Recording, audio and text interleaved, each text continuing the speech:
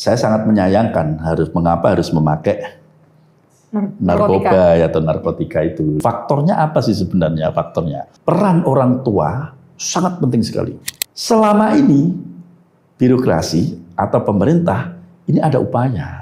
Para BNN yang ada di kota kabupaten nggak usah khawatir ya. Kemudian terkena yang namanya narkoba, nah ini bagaimana nasib bangsa ini begitu? Sebenarnya ada upaya lain yang bisa mengentaskan ekonomi lebih baik, tidak harus melalui jalan narkoba.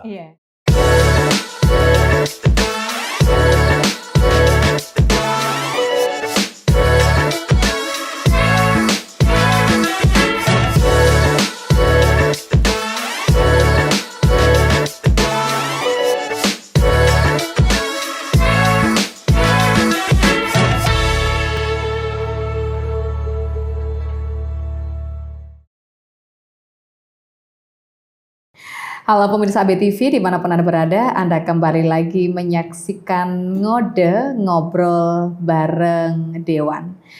Permasalahan narkotika di Jawa Timur, terutama khususnya di tahun 2026, ini menjadi ancaman serius ya terhadap stabilitas sosial, kemudian keamanan, kualitas sumber daya manusia, dan ingat bahwasanya narkotika ini memiliki dampak negatif yang cukup luas begitu ya, baik dari segi individu dan juga ini merusak struktur keluarga.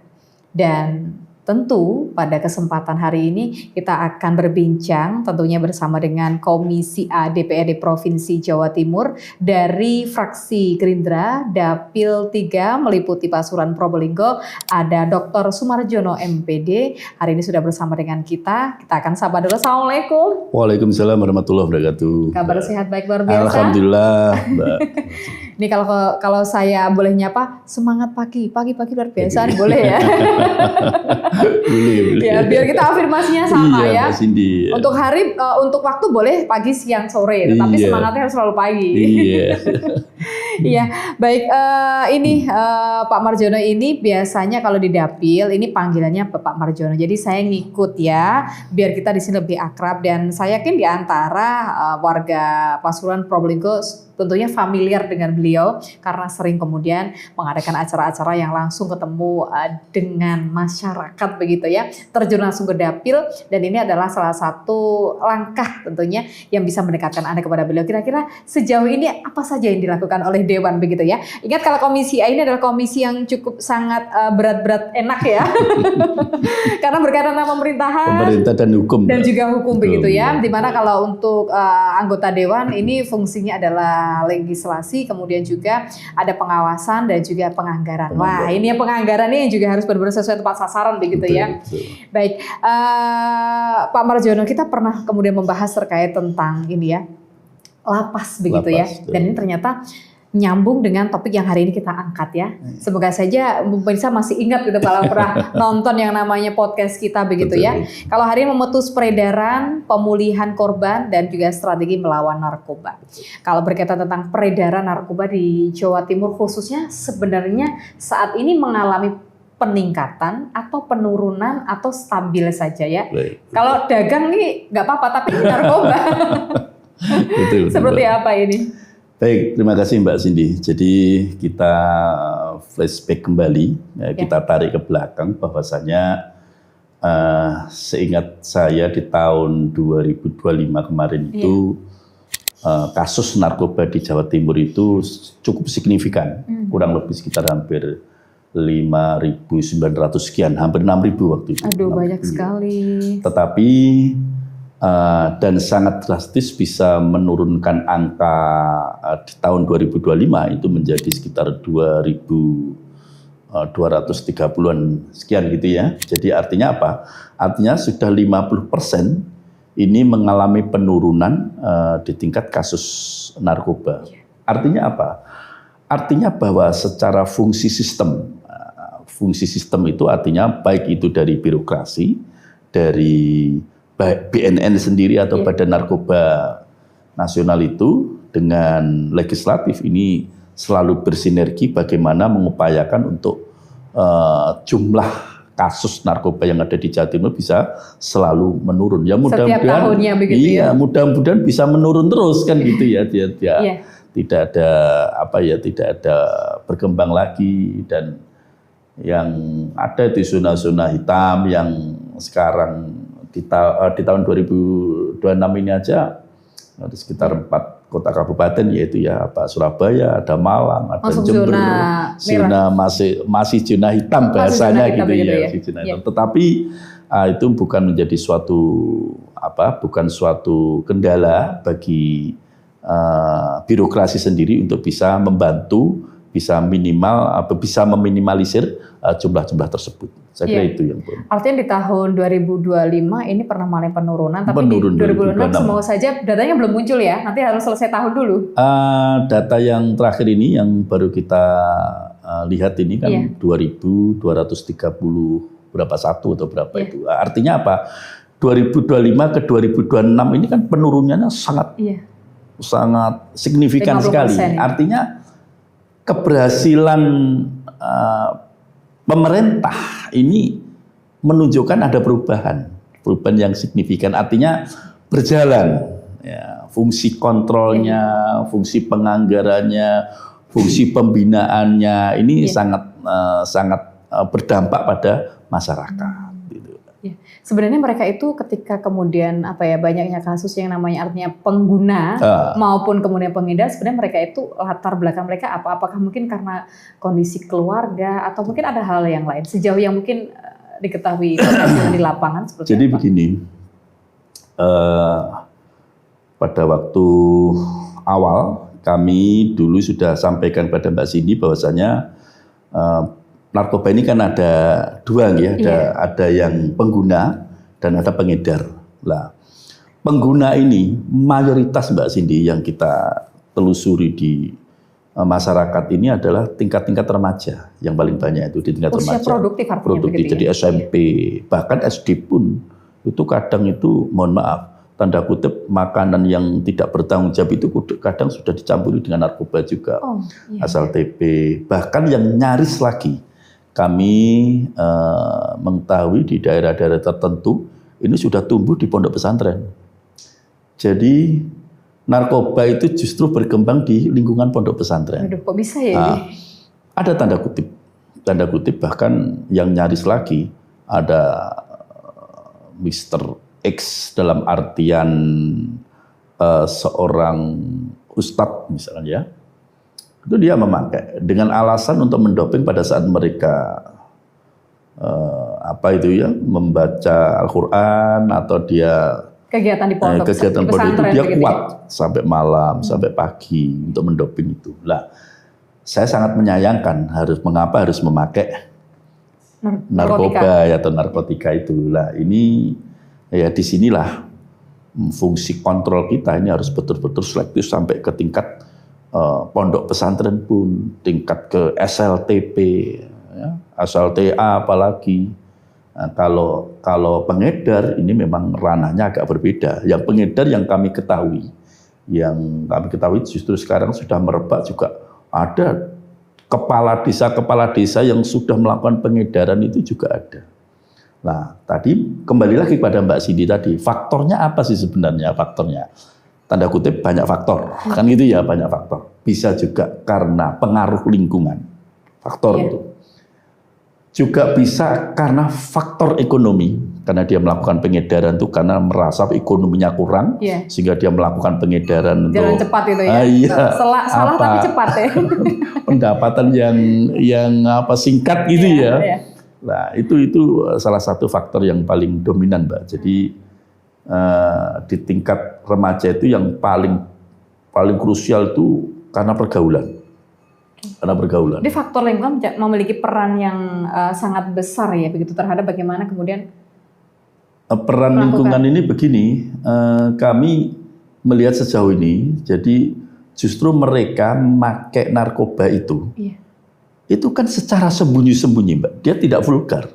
Nah, sembunyi-sembunyi dengan siapa? Ya dengan kelompok mereka itu. Dengan temannya. Teman-temannya itu. Jadi faktor lingkungannya mereka maksudnya. Bukan lingkungan secara global itu bukan, tapi lingkungan mereka. Lah, disitulah makanya peran orang tua sangat penting sekali.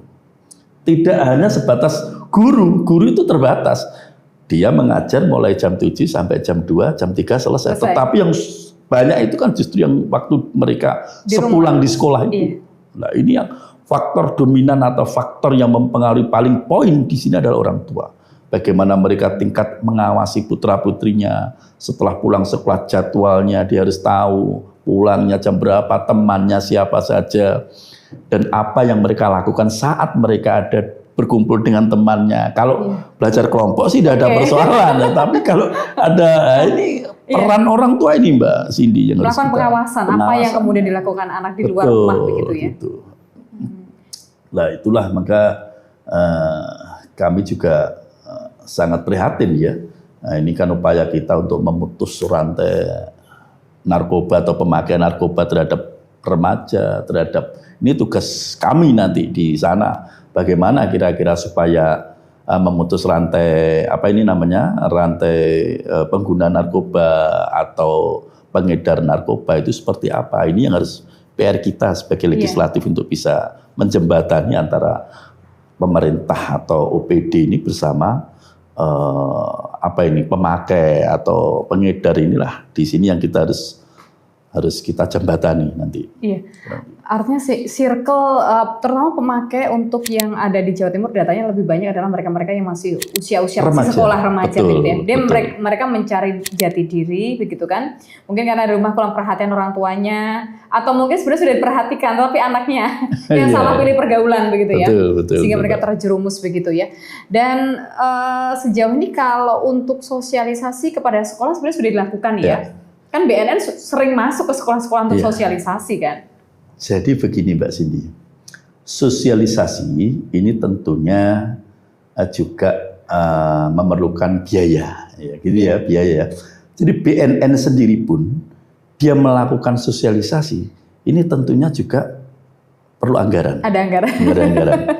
Iya. Maka dari itu kami sudah memberikan saran kepada BNN untuk menggandeng teman-teman legislatif. Nah, kenapa harus menggandeng dengan teman-teman legislatif? Karena legislatif itu di dalam penganggarannya memiliki fungsi juga mereka untuk memberikan sosialisasi kepada masyarakat. Nah, mari kita bergandeng tangan. Kalau memang tidak ada anggaran yang cukup untuk memberikan sosialisasi, gabung dengan teman-teman DPR atau teman-teman legislatif. Kenapa harus gabung? Karena kita punya program dalam setiap bulan kita itu kan kalau yang tahun 2025 mengumpulkan kurang lebih 1.000 masyarakat tiap bulan. Yang sekarang turun karena efisiensi anggaran, turun menjadi sekitar kurang lebih hampir 600 personil atau personal tiap bulan. 40% itu. Ya, nah artinya apa? Artinya saat legislatif itu memberikan sosialisasi baik itu di lembaga pendidikan maupun di masyarakat secara langsung, ini BNN ini bisa bergabung, juga ikut memberikan sosialisasi kalau memang tidak ada anggaran, bisa bergandengan, berkolaborasi. Karena secara anggaran nanti Dewan ini kan juga ada anggaran untuk memberikan sosialisasi. Gitu. Oke, jadi biar jadi satu begitu ya? Biar jadi satu. Nah, ini harapan kami, karena begini, karena kalau kita melihat terkait dengan sosialisasi, upaya itu sudah dilakukan berkali-kali. Buktinya apa? Buktinya tadi sudah saya sampaikan bahwa di tahun 2025 itu tercatat kasus narkoba ini hampir 6.000, di 2026 turun drastis menjadi 2.230 sekian. Nah, artinya apa? Ini secara drastis 50% lebih turunnya ini kan gitu. Artinya berhasil. Berhasil kan? Artinya apa? Artinya selama ini birokrasi atau pemerintah ini ada upaya. Upayanya apa? Ya kemarin-kemarin kita memberikan sosialisasi, termasuk memberikan penganggaran terhadap BNN terkait dengan apa ini namanya untuk memberi binaan pada masyarakat, sosialisasi juga sudah diberikan. Tetapi kami tadi sudah sampaikan, ya kami berharap tiap tahun ini betul-betul bisa menurun. Kan gitu ya, angka kasusnya itu loh bisa menurun. Caranya bagaimana? Ya tidak hentinya untuk menganggarkan supaya kita intent untuk memberikan sosialisasi kepada masyarakat. Baik itu di tingkat sekolah, baik itu ke masyarakat, baik itu di pondok pesantren, maupun juga di ini mungkin universitas juga ya. bisa dimanapun pokoknya, karena ini kan PR kita bersama. Jadi yang penting intinya di seluruh Jawa Timur ini masyarakat itu betul-betul memahami tentang bahayanya narkoba dan sebagainya. Nah, audiensinya audiennya itu bisa juga birokrasi, para ketua RT, para ketua RW, atau kelurahan, kepala desa. Tokoh-tokoh yang berpengaruh ya. Itu bisa kita undang untuk kita berikan sosialisasi. Oke. Ini menjadi satu jalan terang begitu ya. Karena konsep ini sejauh ini saya belum bisa melihat gitu ya, untuk di tingkat masih provinsi, tapi ternyata di sini dari legislatif sendiri memberikan peluang. BNN silahkan. Ini bisa langsung komentar ya. Silakan. Para BNN yang ada di kota kabupaten, nggak usah khawatir ya. Gandeng, saya sudah menyarankan beberapa teman-teman BNN, gandeng itu legislatif. Minta untuk kegiatan sosialisasinya. Kalau memang BNN tidak ada anggaran, itu banyak celah sebenarnya ke sana, bisa untuk berkolaborasi, bisa ngajak ngobrol dulu lah dengan teman-teman DPR provinsi untuk kapan Pak ada jadwal sosialisasi, apa kami bisa bergabung, silahkan menjadi narasumber, kita terima 24 jam sudah. Silahkan ini menjadi salah satu preventif begitu ya, supaya untuk peredaran narkoba tidak kemudian semakin meningkat begitu ya. Dan jelas kalau peredaran narkoba menurun, lapas juga berkurang gitu kan penghuninya, itu otomatis termasuk itu. Runtutan dengan pertemuan kita yang kemarin tentang lapas ini kan itu bisa juga sudah overload, overkapasitas, mengurangi lah paling tidak. Nambah-nambahin lagi begitu ya. Semoga di 2026 ini semakin menurun, 2027 berikutnya seperti itu ya. Oke. Kesempatan ini, monggo silakan BNN ini ada Pak Marjono siap memberikan peluang ya. Mungkin untuk daerah Pasuruan, Probolinggo barangkali mungkin lagi menyimak. Kalau lebih tepatnya BNN segera untuk bisa minta kepada karena ini BNN itu masuk di dalam naungan Kesbangpol, lah Kesbangpol ini bisa nanti minta ke Komisi A. Seluruh Jawa Timur, nggak usah ragu-ragu. Begitu ya. Kerjasama begitu, menarik loh ya. Ini salah satu terobosan yang mungkin kita jarang melihat begitu. Kalau biasanya kan memang sendiri-sendiri independen ya, dan sendiri sosialisasi. Betul. Mungkin pemerintah hanya dan kita juga sadar kok, yang dari BNN kemudian yang Kesbangpol ini memang untuk mensosialisasikan terkait dengan bahaya narkoba atau pentingnya kita menghindari narkoba ini terus terang secara anggaran memang sangat minim. Jadi kami sudah mengunjungi beberapa BNN yang ada di kota kabupaten di seluruh Jawa Timur itu. Di Jawa Timur itu memang kota kabupaten itu sangat minim anggaran, Mbak. Sangat minim. Sehingga karena apalagi ini di era-era efisiensi kan gitu ya lah, harus pinter-pinternya pimpinan atau kepala BNN ini bisa menggandeng. Walaupun sebenarnya kadang efisiensi kalau berlebihan tidak baik. Boleh efisiensi, tapi kalau berlebihan begitu ya. Anggaran yang seharusnya memang itu sangat penting, semua dipangkas, hari kita nggak bisa ngapa-ngapain gitu. Ya memang karena ini kan program presiden kita, apapun keputusan kebijakan ya. Kita solid untuk bisa mengawal pemerintah sampai di ujung program pemerintah itu apapun. Karena memang contohnya Mbak, efisien kali ini sebenarnya bukan karena efisien negara kita, bukan. Karena dampak global. Yang sekarang efisien itu karena dampak global. Artinya apa? Karena harga BBM naik dan sebagainya itu dampak internasional, dunia. Bukan Indonesia saja, itu yang perlu diingat. Semua negara berdampak. Dampak global ini secara dunia. Inilah ya, mau nggak mau ya harus kita terima. Bagaimana kita menyesuaikan, begitu aja lah saya kira. Kalau dari segi anggaran seumpama tidak ada, sudah ada solusi begitu ya? Kalau tidak ada, bukan ada. Tapi terbatas. Kalau dulu mungkin sosialisasi dalam 1 tahun mungkin berapa begitu ya, tapi sekarang mungkin 1 bulan saja 1 gitu. Selebihnya lewat media sosial gitu ya. Ya kalau tapi, nonton, kalau enggak. Ya alhamdulillah teman-teman bisa menyesuaikan. Artinya teman-teman DPR atau legislatif ini karena anggaran kita karena adanya efisiensi sehingga kita bisa menyesuaikan lah. Ya mudah-mudahan ini tidak mengurangi rasa kepedulian terhadap membantu pemerintah, artinya tidak kendor gitu loh. Dengan adanya efisien itu mudah-mudahan semangat kita untuk bisa memprioritaskan program masyarakat, memprioritaskan kepada hak-hak masyarakat itu tidak terkurangi. Itu harapan kami seperti itu, Mbak. Oke. Menarik kalau kita berbicara mengenai tentang rehabilitasi begitu ya, memutus peredaran narkoba, dan ini adalah kalau bisa kita bilang generasi penerus ini adalah aset negara, aset bangsa. Kita harus bisa benar-benar menjaga karena akan disiapkan selama 10-20 tahun ke depan akan menggantikan kita begitu ya. Mereka saat ini SD, TK, kalau kemudian sudah pensiun ya, yang senior sebelumnya harus menggantikan.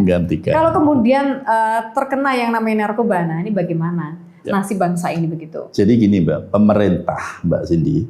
Jadi pemerintah itu sudah menyiapkan ya, sudah menyediakan artinya wadah sebagai masyarakat yang sudah terkena narkoba, yaitu khususnya yang pengguna narkoba ini kan sudah disediakan balai rehabilitasi. Rehabilitasi lah. Dan rehabilitasi ini pun juga boleh dilaksanakan siapapun. Misalkan masyarakat mendirikan panti rehabilitasi pasca narkoba boleh.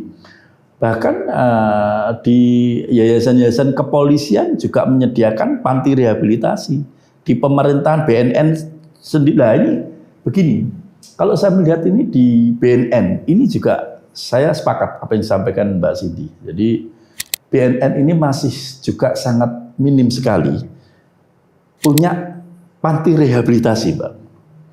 Nah, ini harapan kami, disinilah fungsi daripada sinergitas antara BNN dengan legislatif itu di situ, Mbak. Jadi kita tahu persis bahwa kondisi lapangan BNN yang selama ini tidak memiliki panti rehabilitasi, ini seyogyanya juga harus segera diadakan. Harus diadakan, dia harus harus membangun secara fisik secara fisik buat bangunan atau bagaimana istilahnya standar rehabilitasi narkoba itu seperti apa. Ini harapan saya juga harus sudah memiliki. Dan saya kalau kunjungan ke beberapa BNN yang ada di kota kabupaten ini hampir tidak ada. Artinya gedung untuk rehabilitasi nggak ada begitu ya? Hampir tidak ada, ya ada hanya beberapa saja. Tapi direhab di mana pertanyaannya? Nah, makanya kan rehabilitasi ini kan juga ada di ada beberapa masyarakat juga menyelenggarakan rehabilitasi.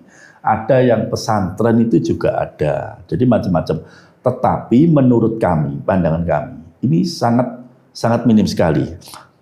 Persoalannya di sini kalau menurut kami itu bukan panti rehabilitasinya, tetapi adalah lebih ke pencegahan pengguna narkoba atau narkotika. Itu saya lebih sepakat, itu lebih baik pencegahannya ini sebenarnya. Kalau panti rehabilitasi mereka yang sudah mengidap atau mereka yang sudah terkena. Tapi kalau pencegahan sedini mungkin, maka dilakukan dengan yang pertama pengawasan orang tua tadi yang sangat ketat sekali. Dari lingkungan keluarga itu sangat dominan. Kemudian termasuk dari sekolah-sekolah itu juga kira-kira murid si A ini kok hari ini tidak masuk. Apakah benar sakit atau di mana? Ini juga harus sekolah ini di mana? Sama teman-temannya. Karena kami sudah berpengalaman di kepala sekolah lama itu kan. Jadi sudah tahu. Lagunya murid itu kita sudah sangat paham sekali. Bisa membaca ini beneran nggak masuk atau bolos. Betul. Ini juga karena begini. Karena kami background di pendidikan, jadi begitu orang tua sudah menitipkan anaknya di sekolah, misalkan sekolah A, mereka belajar ini jam 7 sampai jam 2. Pada saat mereka sudah tidak masuk, ini sekolah ini harus informasi atau minta keterangan kepada orang tua. Ini harus selektif betul. Ini kemana izinnya? Benar-benar nggak masuk. Izin nggak masuk itu kemana? Harus jelas. Kadang sekolah itu juga ceroboh atau sekolah itu kadang lalai bahwa ada anak yang tidak masuk, dianggap mereka ya tidak masuk, selesai. Padahal kalau kita kontrol detail betul, ini kan ada dari BK, ada dari wakil kepala sekolah bidang kesiswaan atau daripada tim tata tertib sekolah, dia akan menyampaikan, melihat kelas 1A tidak masuk 3 anak, kemana? Konfirmasi. Ke orang tua, Ke benar orang nggak? tua. Oh, Iya. kalau sakit ya sudah. Iya. Kalau izin kemana Bu? Loh tadi pamitnya ke sekolah misalkan, ini kan juga Nggak sampai sekolah. jadi persoalan lagi. Lah kemana? Kemananya ini yang harus kita cari. Kemananya ini harus kita cari. Nah, kenapa kita harus selektif? Kita hanya kekhawatiran karena adanya pergaulan itu terus dia menggunakan narkoba tadi. Nah, kita lebih cenderung kepada tingkat ke pencegahan. Lah, tugas kami sebagai legislatif menganggarkan. Ya, menganggarkan itu bagaimana? Ya kita beri, kita bantuan itu katakan kita memberikan bantuan kepada BNN misalkan. Coba saudara memberikan sosialisasi ke sekolah-sekolah. Ini ya penting juga. Betul, ini. secara masif begitu ya. Itu kan Paling tidak nggak lepas rutin. anggaran Mbak Rutin Cindy. ya, gitu. rutin. Mungkin setiap 3 bulan sekali. Pengen tahu. Iya. Sebenarnya idealnya berapa sih kalau untuk sosialisasi ke sekolah itu? Idealnya 1 tahun sekali atau 2 kali? Kalau berbicara masalah pencegahan, kalau bisa berkali-kali. Setiap bulan aja ya. Iya, jangan 1 tahun sekali lah. Kelamaan, udah lupa. Sangat kurang. Karena lupa. psikologi siswa itu secara persuasif pendekatannya itu. Persuasif pendekatan, jadi pendekatan antara guru dengan murid, pihak BNN atau pihak apa itu namanya narasumber kepada siswa ini kan juga harus dekat. Nah di sini kalau dibilang berapa kali sebanyak-banyaknya, atau minimal dalam 3 bulan sekali lah paling tidak. Gitu kan? Minimal. Iya. Gitu. Karena kan murid itu kan ada ujian tengah semester, jadi kan dimasukkan di sela-sela. Di sela-sela di situ. Gitu. Artinya untuk mensosialisasi, kalau bicara mengenai sosialisasi terkait tentang narkoba kepada siswa terutama untuk kepada generasi bangsa, ini memang kadang orang hanya menggambarkan sebenarnya narkoba seperti apa. Saya pernah nanya waktu itu ya sama narasumber BNN, Pak, kalau untuk mengetahui ciri-ciri anak yang pakai narkoba itu gimana? Pertama suka bolos gitu, yang kedua matanya merah, karena ketiduran itu. Kalau dari Pak Marjono dari segi pendidik ini melihat kira-kira gerak-gerik yang namanya siswa yang mencurigakan, indikasi ini dipakai narkoba ini apa ini Pak? Pengalaman. Jadi pribadi kami ini jenengan. kan bukan ahli di dalam forensik narkoba kan gitu ya, tetapi kami membaca sekilas, kita komunikasi dengan BNN.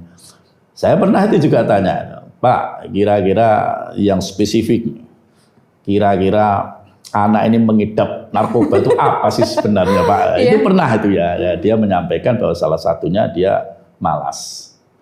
Ya, di dalam fisiknya kelihatan. Kayak lesu. Iya, kayak lesu ya, kayak lesu. Bukan malas ya, kayak lesu. Sehingga malas itu adalah akibat atau dampak. Gitu. Terus kemudian yang kedua itu kalau diajak bicara itu memang dia tidak bisa fokus. Nggak nyambung gitu ya. Kayak nggak nyambung gitu. Pandangannya itu kurang fokus, nggak bisa fokus. Nah, terus kemudian yang ketiga mereka ya sering kadang kalau bicara itu diajak komunikasi intent gitu tidak connect, artinya sering yang disampaikan A jawabannya itu tidak fokus, melantur kemana-mana. Tapi jauh. Kan begini Mbak, kalau kita melihat secara spesifik, katakan misalkan sekolah A itu muridnya sampai 1000. Sulit sekali melihat 1000 murid itu bagaimana cirinya, kita kan tidak akan semampu itu kan gitu. Hanya saja makanya tadi saya sudah sampaikan awal bahwasanya di sekolah itu khususnya di pondok pesantren atau di sekolah itu dari guru atau dari ustadzah ini betul-betul mereka memantau santrinya, terus kemudian melihat kalau di sekolah itu muridnya itu harus betul-betul selektif. Di mana mereka tidak masuk itu segera diambil tindakan gitu lah. Bukan ambil tindakan, artinya dicek ya, dilihat kemana itu. Nah, kenapa saya menceritakan ini semua? Saya lebih mendominasi kepada pencegahan. Yang paling poinnya di sana. Kalau sudah kena itu kan berbeda, Mbak. Kalau sudah kena ini berarti artinya fungsi kita masih lemah. Iya. Fungsi kita sebagai DPR, sebagai BNN, karena sebagai sudah terjadi. Kategorinya sudah masuk pengguna gitu loh. Iya. Berarti kita harus kontrol diri juga sebagai legislatif ini, sebagai birokrasi, kemudian sebagai BNN ini juga kontrol diri. Kalau kita ini ada peningkatan, berarti fungsi kita lemah. Nah, penguatan fungsi inilah yang dimaksud. supaya apa? Bisa betul-betul terputus. Mata rantainya narkoba itu betul-betul terputus. Jangan sampai ini percuma. Ini meskipun ini misalkan sudah terkena, baru kita mengadakan sosialisasi, memberi binaan. Ya bisa, tapi ini kan bukan solusi yang jitu untuk bisa memotong rantai narkoba ini. Akarnya itu adalah pera sebelumnya. Pera sebelumnya itu yang harus kita lakukan. Ya, karena kalau katakan mereka yang sudah terlanjur dengan narkoba, lah fungsi daripada rehabilitasi itu di situ juga. Paling tidak mereka sudah tidak terlalu berdekatan dengan keluarga dulu. Mereka betul-betul disembuhkan dulu. Dan ini butuh waktu. Isolasi. Jadi butuh waktu, butuh pengorbanan biaya, pemerintah pengorbanan biaya, bahkan keluarganya juga pengorbanan biaya. Kan semua dirugikan, tidak ada yang diuntungkan dari sisi kalau sudah terkena. Ini lebih parah ini kalau sudah terkena, ini lebih parah. Artinya parah di dalam menanganinya gitu loh, Mbak. Karena butuh waktu lama. Butuh waktu lama. Ya kalau sembuh, kalau enggak.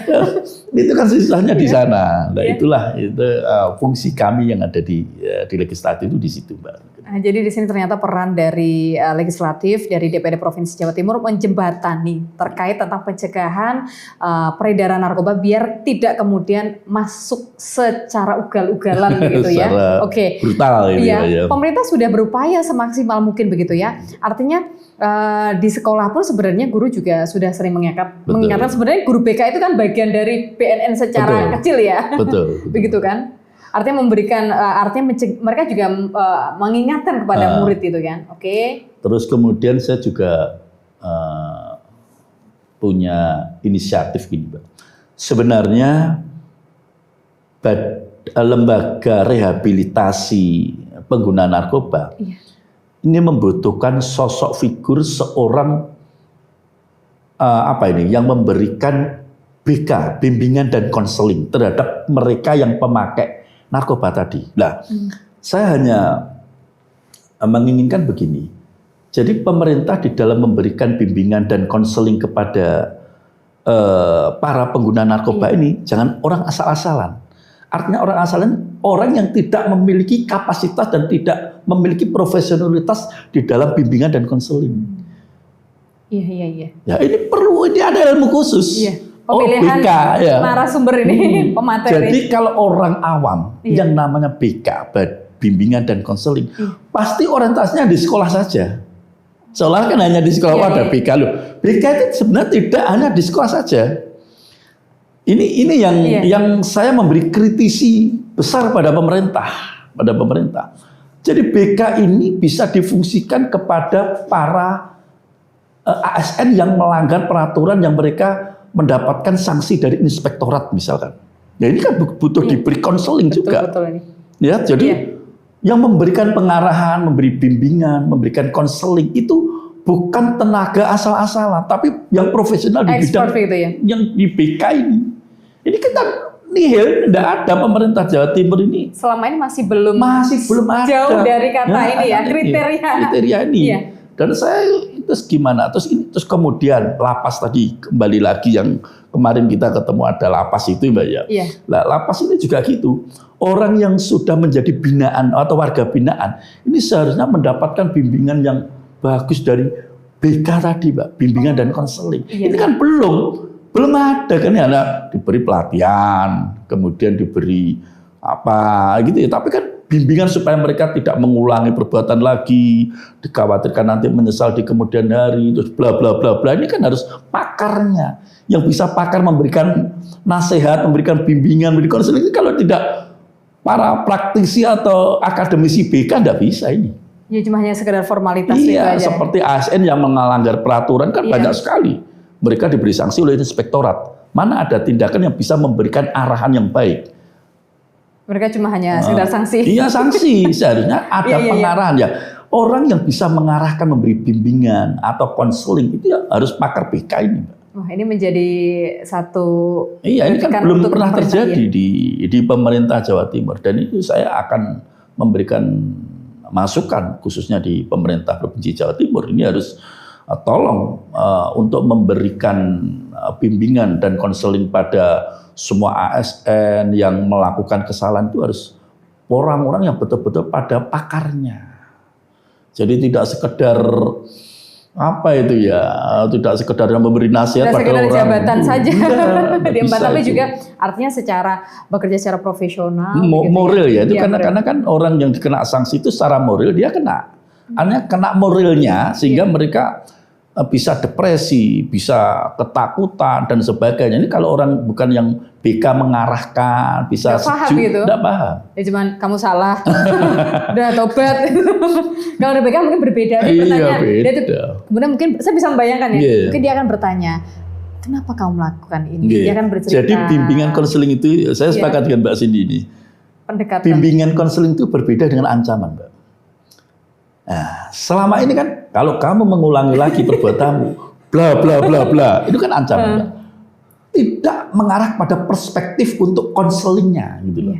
Kalau konseling beda, dia punya ilmu tersendiri untuk memberikan hatinya dan dia sadar betul bahwa dia akan menjadi ASN yang baik dan sebagainya gitu, Pak. Berbeda dengan ancaman. Gitu. Karena arahan itu penting begitu ya. Karena ketika mereka tuh melakukan kesalahan, kadang itu mereka tuh lupa dengan dirinya. Betul. Sebenarnya walaupun mereka tahu sebenarnya salah ya, tapi ketika mungkin diarahkan, oh iya, mereka kemudian kembali lagi merefresh. Betul. Otaknya, pikirannya baik. Tadi kan kembali lagi tadi yang makanya kan kenapa saya harus menceritakan yang BK ini atau bimbingan konseling ini karena selama ini yang panti rehabilitasi ini tidak pernah menggunakan tenaga BK untuk bisa memberikan konseling atau bimbingan kepada para pemakai narkoba yang sudah direhabilitasi, mana ada, enggak ada. Aduh, ini menarik sekali ya. Saya senang, ini harus kita angkat. Ya. Ini ada satu lagi ini, Pak Marjono. Jadi mereka-mereka yang direhab, seumpama ya, ada mereka yang sudah benar sembuh. Betul. Dan kemudian mereka kembali normal, mungkin ya. ditampilkan ya, ketika mungkin sosialisasi, mereka bercerita perjalanan mereka. Itu menarik ya. Saya belum pernah menemui itu. Tidak, ini yang kita lakukan seperti itu, Mbak. Gitu ya? Jadi selama ini, kita kalau memberikan sosialisasi, pasti kita akan mencari sampling pelaku itu mantan pemakai narkoba ini. Sudah. Jadi kita selalu kalau sosialisasi terkait dengan narkoba, termasuk kita menggandeng BNN atau di panti itu pasti kita menjadi narasumber bahasanya ya. Narasumber itu juga kita ngambil dari orang mantan pengguna narkoba itu yang dia sudah sadar itu bisa bercerita. Jadi dampak efeknya seperti ini dan rumah tangga rusak, macam-macam. Lah itu sebenarnya sudah.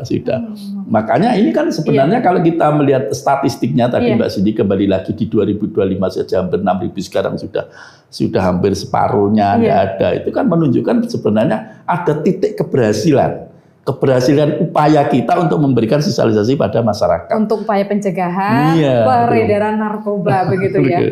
Pencegahan itu anggaran ya juga sudah kita sudah ditata ini dari anggota dewan begitu ya. Kita berikan kepada BNN, tapi kalau saya juga berpesan pada BNN, kalau memang masih merasa kurang atau apa, enggak apa-apa, silahkan menggandeng ke legislatif. Legislatif siap memberikan ruang, siap kemudian secara anggaran insya Allah ada begitu ya? Ada, pasti ada, jangan khawatir. Tergantung nanti negosiasinya seperti apa gitu ya. Pak Sumarjono, menarik sekali hari ini ternyata seputar tentang ini ya, pemutusan peredaran, kemudian juga mereka menjadi warga binaan, sehingga mereka kemudian kembali lagi para pengedar ini ya, bisa kembali ke masyarakat, ternyata ada perjalanan panjang begitu ya.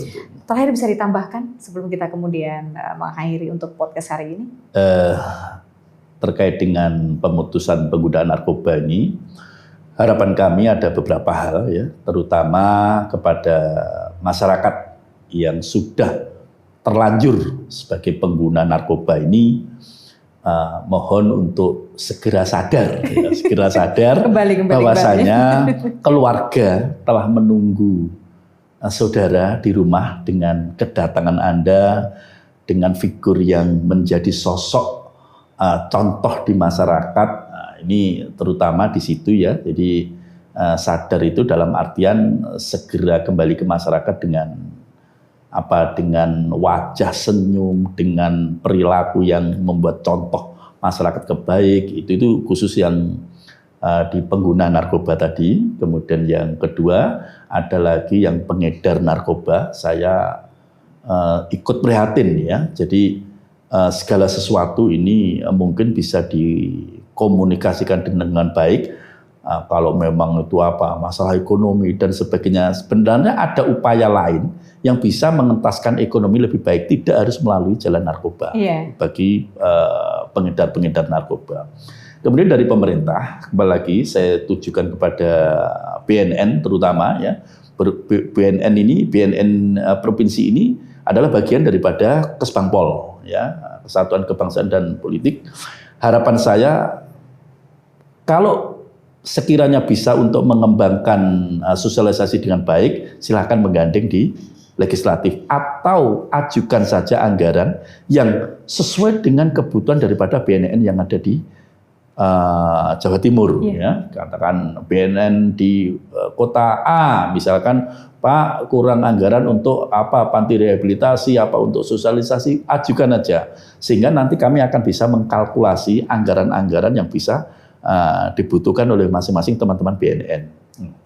Terutama ada juga yang melekat di Polri ya. Jadi Polri pun kami juga menyarankan, Polri ini tidak usah takut-takut, minta aja anggaran ke Komisi A, terutama di Polda ya. Polda Jawa Timur ini Bapak Kapolda ini bisa paling tidak silakan Pak, kalau memang merasa di Polda ini ingin tambahan anggaran untuk bisa meningkatkan persuasif atau sosialisasi kepada masyarakat tentang narkoba, khususnya di kasat-kasat narkoba ini kan bisa mengajukan anggaran juga di Komisi A biar kita bersinergitas. Yang terpenting adalah yang pertama adalah bisa mengurangi angka pengguna narkoba, pengedaran narkoba. Terus yang kedua bisa memulihkan masyarakat secara sempurna biar mereka berguna untuk masyarakat selanjutnya atau berguna bangsa dan negara. Yang terakhir dengan kami karena di anggota Komisi A, kami terbuka kepada masyarakat, terbuka kepada birokrasi untuk bisa membackup ya, mensupport secara manajemen, secara anggaran agar nanti anggaran ini betul-betul bisa digunakan oleh birokrasi khususnya BNN, kepolisian ataupun di masyarakat. Saya kira itu Mbak Cindy yang bisa kami sampaikan. Terima kasih hari ini sudah menjelaskan begitu detail sekali. Ketika kemudian pengen bekerja sama, bagaimana kemudian secara struktur, cara-caranya begitu ya. Terima kasih Pak Marjono, sehat selalu. Kembali Mbak Cindy, terima kasih. Panjang umur barokah. Amin. Tentunya selalu didudukkan masyarakat Jawa Timur. Baik, saya Cindy harus menyudahi kebersamaan kita untuk ngobrol bareng Dewan. Nantikan untuk isu-isu berikutnya tentunya lebih menarik lagi. Assalamualaikum warahmatullahi wabarakatuh. Waalaikumsalam warahmatullahi wabarakatuh.